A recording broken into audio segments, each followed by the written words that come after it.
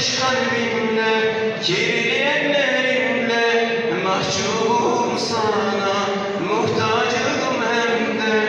Ey sevgili ben de sana.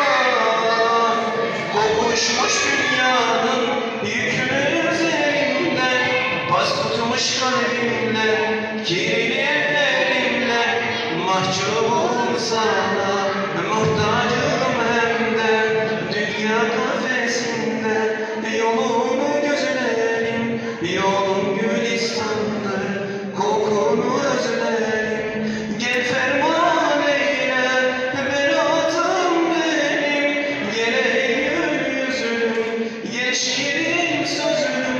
Gel ferman eyle, beratım benim, gel eğil yüzüm, gel şirin sözüm.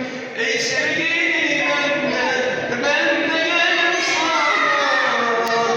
Kokuşmuş dünyanın yükü üzerimde, pas tutmuş kalbimle, kirli ellerimle, mahcubum sana, muhtacım ben de.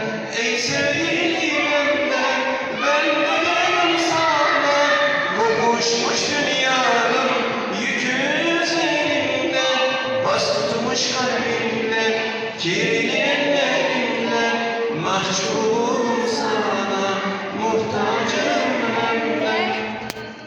رابع إجمال توقيع الشرف كيف فرات البناء الله بخير بني صالح بروجكت كبير إن شاء الله.